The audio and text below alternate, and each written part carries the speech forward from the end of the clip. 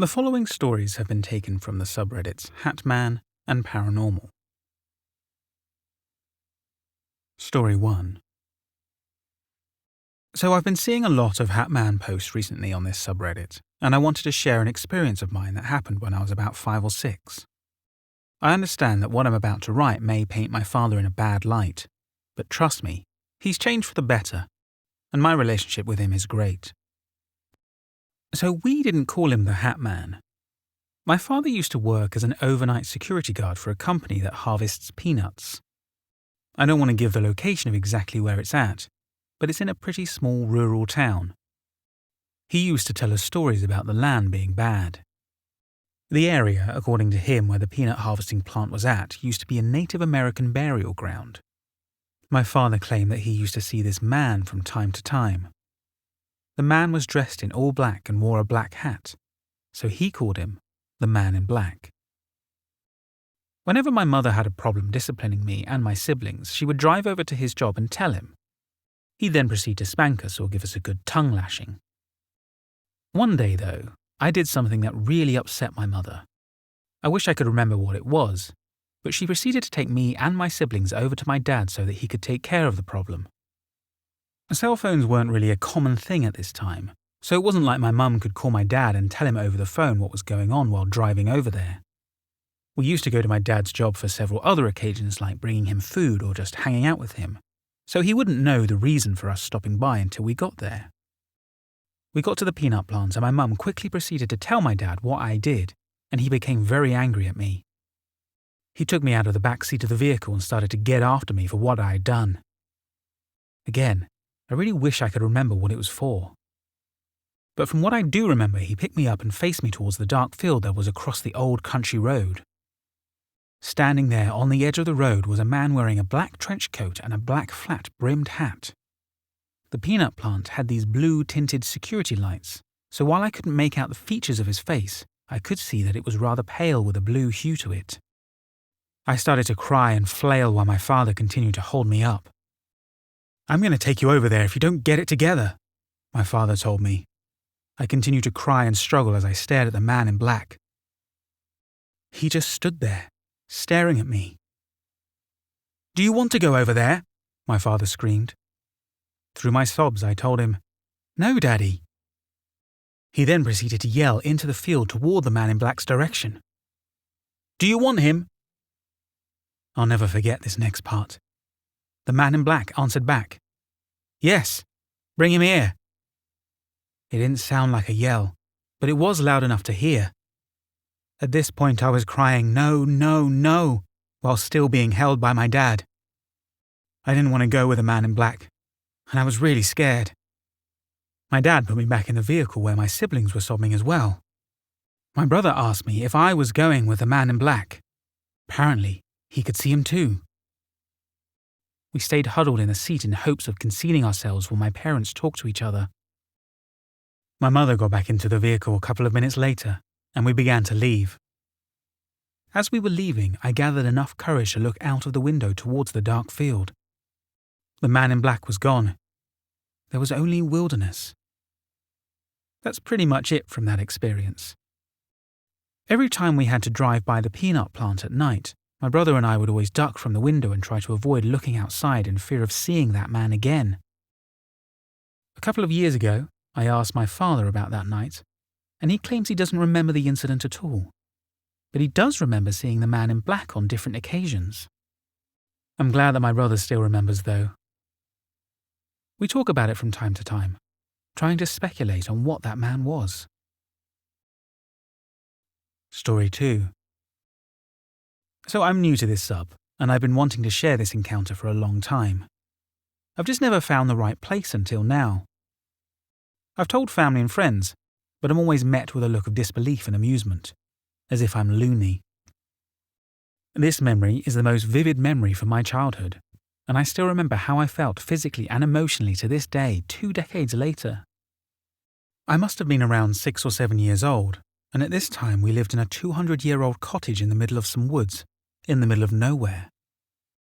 It sounds pretty cliché, I know, but my dad got fed up with living near people after his business went up in literal flames. We only had 2 neighbours, one way down the track road, and one right next to us as the cottage was split into 2 houses. One night, I was suddenly woken up by thunder, which I was scared of back then, but it wasn't too bad, and I would have gone back to sleep if it wasn't for something I caught in the corner of my eye. At that very second, every hair on my body stood up, and I got a chill that went down my spine. As I looked over to my left, that's when I saw it in full. A shadow of a tall, broad man standing right next to my bed. He had no features. He was just pure shadow, and so black it was like I was looking into a black hole. It also looked like he was wearing an old-fashioned collared cape and rimmed hat. Very Victorian era. He did nothing but stand there, and even though I didn't see his eyes, I felt as if he was staring right at me. I also remember how he was swaying ever so slightly, like he was breathing. I just remember being so petrified that I didn't want to move after slowly moving my hands to push the duvet further over my face, in fear that if I did move again, he would do something.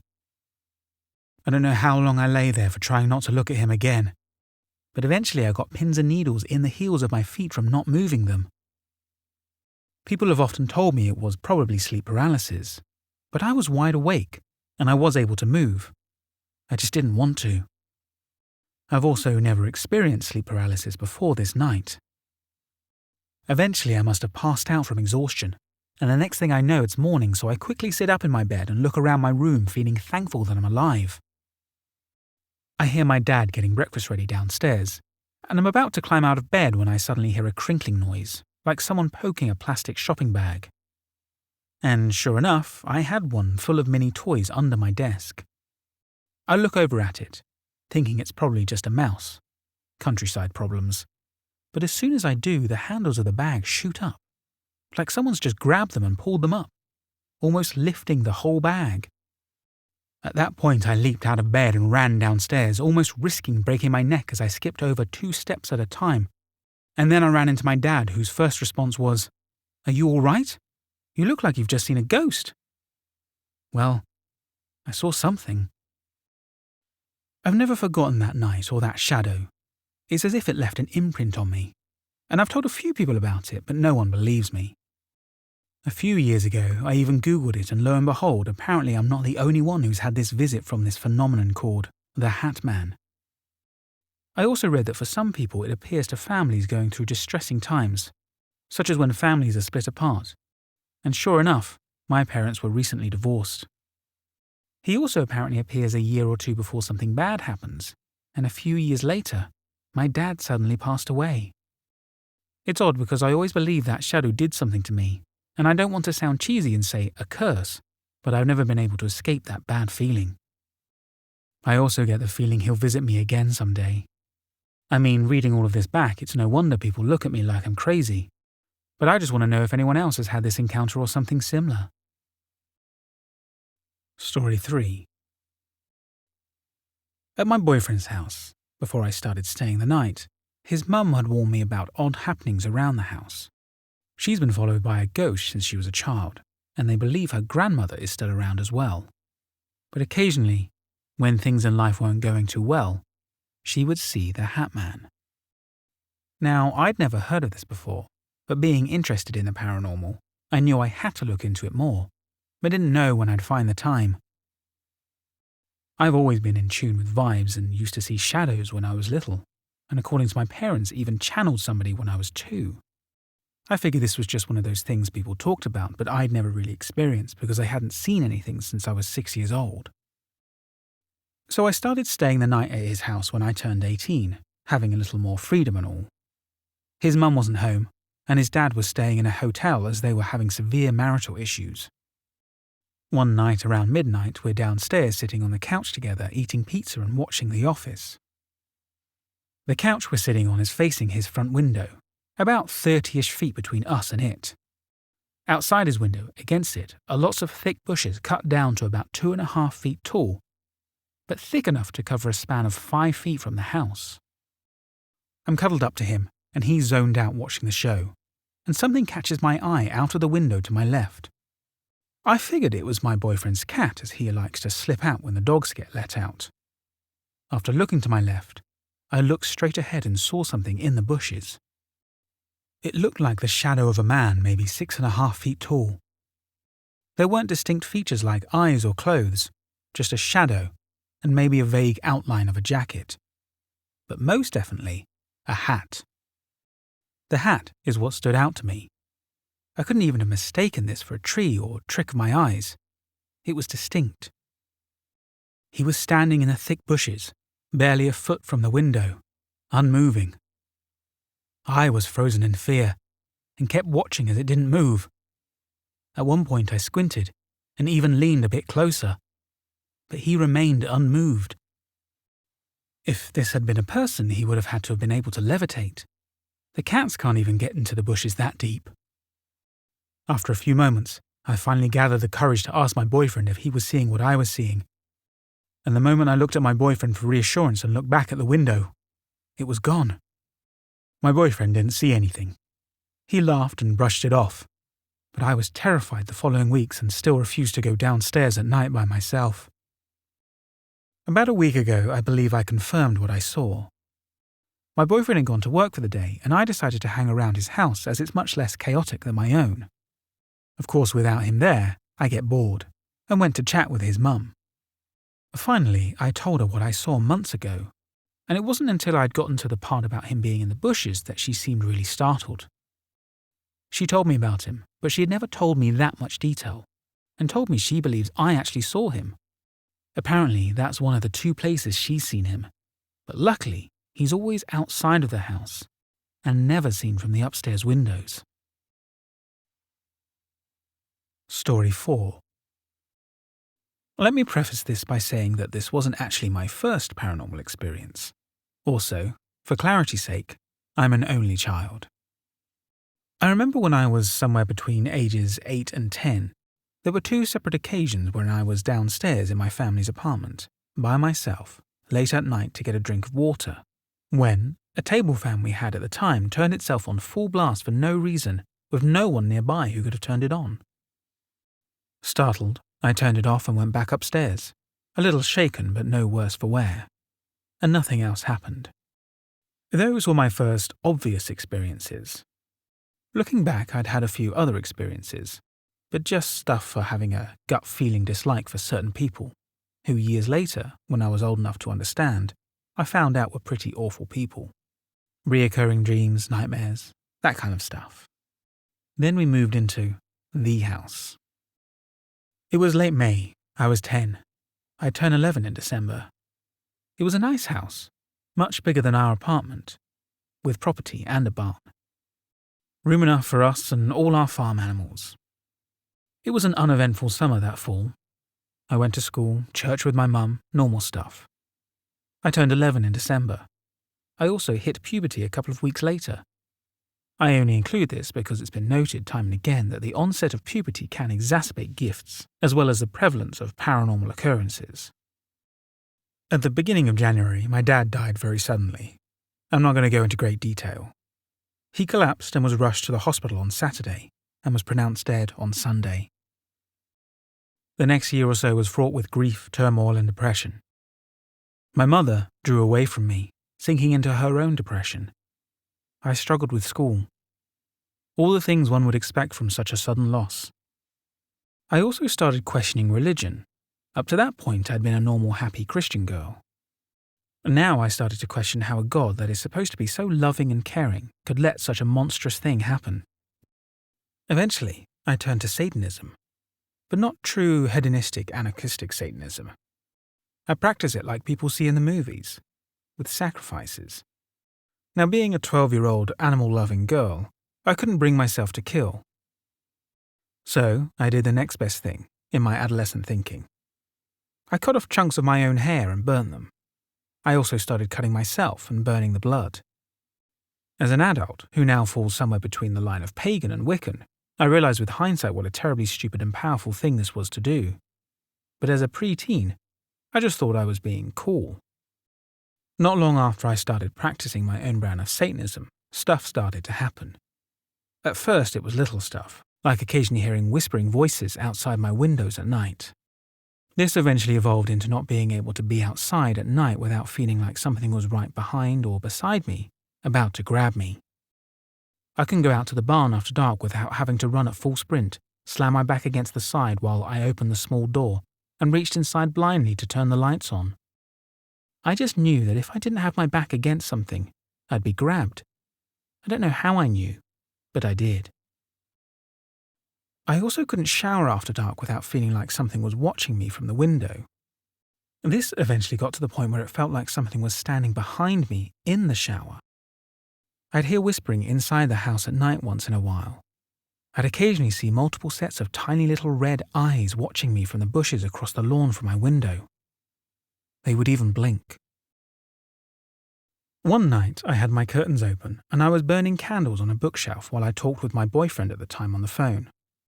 All the other lights were off in my room. I could clearly see the reflection of a row of candles in the window glass.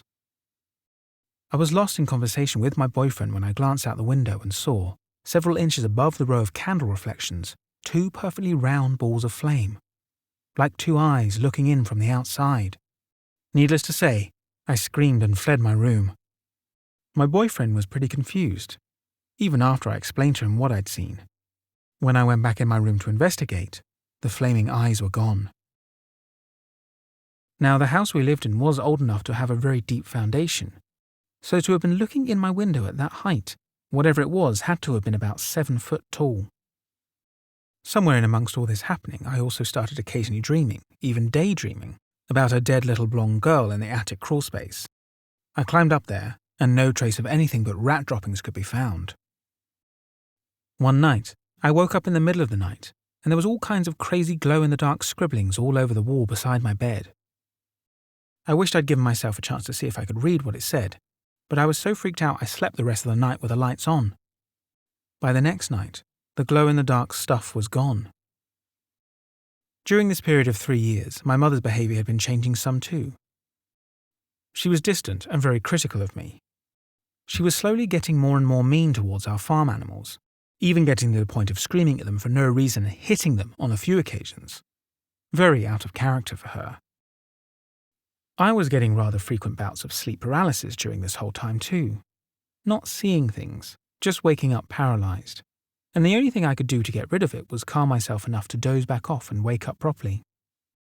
The last night we stayed there before moving was the scariest though. I had laid down to go to sleep. The lights were off. I was getting comfy.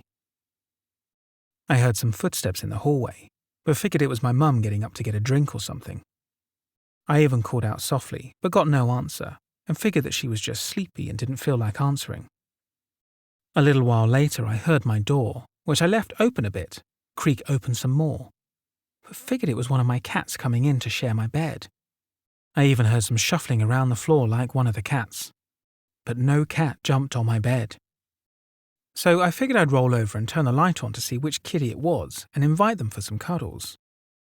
I didn't even get as far as turning the light on.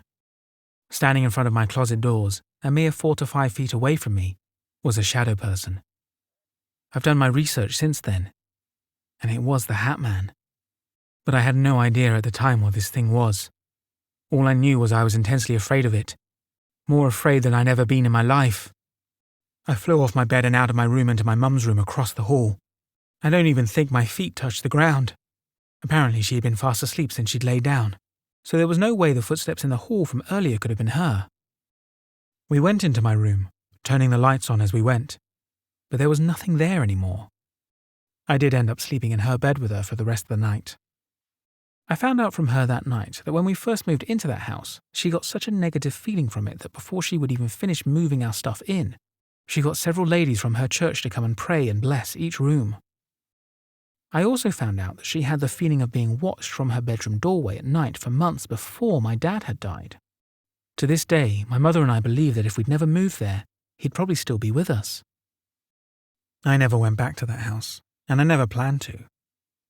I still live in the same general area, a few towns away, and whenever I drive anywhere near it I get a sinking, somewhat fearful feeling in my gut, and it's been almost 20 years since we moved away from there. We moved when I was 14, and now I'm 32. I've had a few more normal paranormal encounters since then, but nothing like the evil in that house. Occasionally, I even have vivid, realistic nightmares about living there again, or going back for any reason.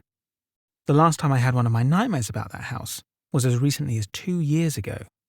Nowadays, I've armed myself with protection spells, smudging and sealing, and I even wear obsidian plugs in my stretched ears. I know some of you won't believe me, and I don't blame you. I stay as skeptical as possible myself. But I know these things happen to me. I felt, heard, and saw these things. They happened. Story 5. Several years ago, I had a terrifying experience. I never told my family about my experience for fear they would think I'm crazy or just had an overactive imagination. But I know what I saw and what I had felt that night. Roughly around mid to late fall in 2010, I was sitting in my bedroom on the floor just doodling in my sketchbook. I remember it being somewhat late at night, maybe 11 p.m., and everyone had gone to bed. Sitting in the silence of my room, I started to get tired, so I put my stuff away and jumped into bed. My room was a standard 10 by 10 with a window in the middle of one wall that overlooked our backyard, a closet door with the bifold doors on the adjacent wall, and on the wall across from the window was the door to the hallway. My bed was pushed up against the wall by the door to the hallway with a dresser on the left side by the window. I lived close to a woman's reformatory, and the best part was the facility had those low glow orange lights. Sleeping at night was great because the orange glow would sweep through the small crack in my curtains and allow for the perfect amount of light. It was around 2 or 3 a.m. when I woke up. Not groggy or anything from suddenly waking up, I lay staring at the wall. Staring at the shadows on the wall's surface, I knew something felt wrong. I remember slowly rolling over to get a look at the dark orange light from the window. Standing about the average 6 foot high was a man. A completely black silhouette with no features stood the person in my room. The outline of the broad square shoulders brought the image of a suit, and on top of the figureless head sat a flat-brimmed fedora hat. In a split second of realization, I threw the covers over my head and sat in complete fear. Unsure of what to do or even scream, I sat there in silence for what seemed an hour. Tears on my face, I took slow, quiet breaths to listen for movement, but heard nothing. I finally gained courage to throw my covers off violently and jump up to hit the light switch. The figure I had seen standing less than 5 feet away from me was gone. My heart pounding out of my chest, I sat with the lights on for the rest of the night. Telling myself that I wasn't crazy that night is really the only thing that keeps it so close and real. I know that I wasn't asleep. I wasn't imagining things. I know what I saw and what I felt. Reading many things over the years, I feel that people tend to point towards shadow people and sleep paralysis, but this has always felt like something different to me. The memory of this incident has followed me into my adult years, and not necessarily as a bad thing. I have come to terms with the experience and have seen it as a thing that has opened my eyes to the paranormal. I have family members that are skeptics, but I have some that have always believed in the idea of spirits as well. I still look over my shoulder in the dark when sleeping from time to time, but don't seem as scared. I almost have grown to see it as maybe the Hat Man was a good guy, just seen in a scary way. Has anyone else ever had an experience like this?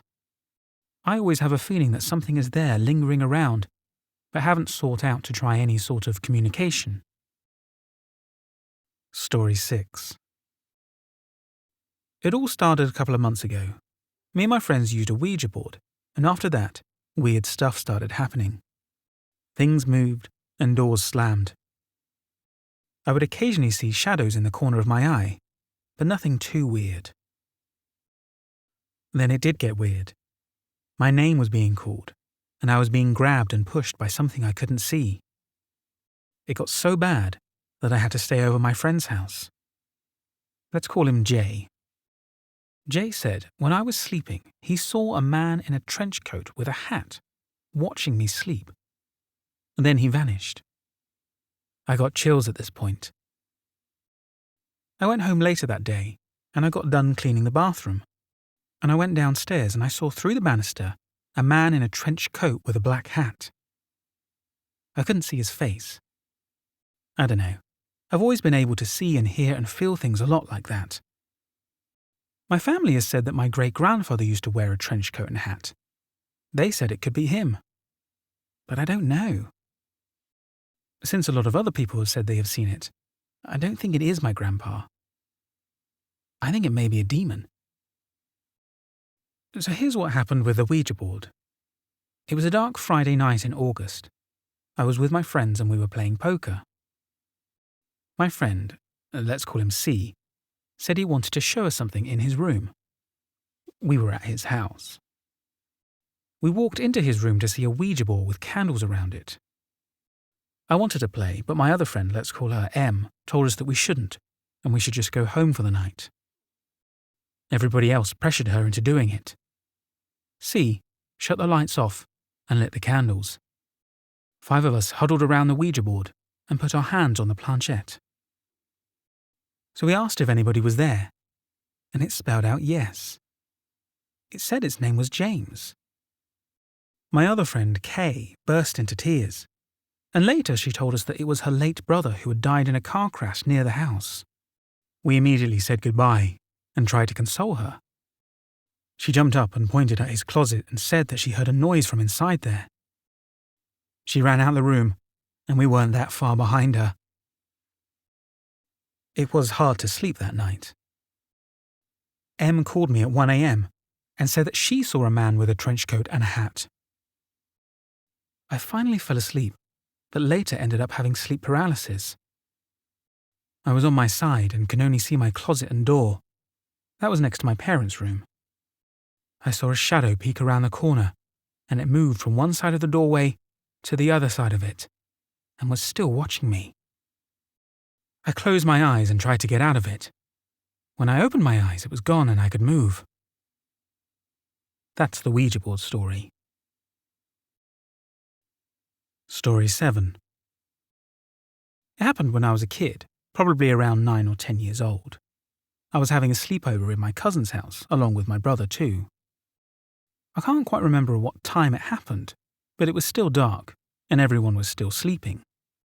I woke up in the middle of the night for no reason. My brother and cousin were still sleeping. I couldn't bring myself to sleep, so I repeatedly changed my position and looked around the room in the dark. When I looked in the corner, I saw a tall, shadowy figure that seemed to wear a fedora hat and a coat. It was darker than the room. I stared at him for a long time, and he didn't seem to move an inch. He just stood there, watching us. I didn't dare go to him. I just shrugged it off. I thought maybe there was a hat and coat hanging there, and it created an illusion. So I slept it off. When I woke in the morning, I looked into the same corner, but there was nothing there that resembled a hat and coat. That was my only encounter with the Hat Man. Years later, when I was in uni, I found out that the Hat Man was a mysterious entity that had been seen by many people around the world. Most of the stories share the same details. Tall, dark figure, wearing a fedora or top hat and coat. He'd just stand there and watch. So here's the analysis. I lived in Indonesia all my childhood, and it's hot there. So wearing a fedora and coat is not common at all there. The only time I might have seen that attire was probably when I watched the Inspector Gadget cartoon back in the 90s. There was no way that I could have known that the Hat Man was a popular phenomenon. And why would a 9-year-old boy consider a man wearing a hat and coat as a spooky figure? If I did imagine a scary entity, I would have imagined something else.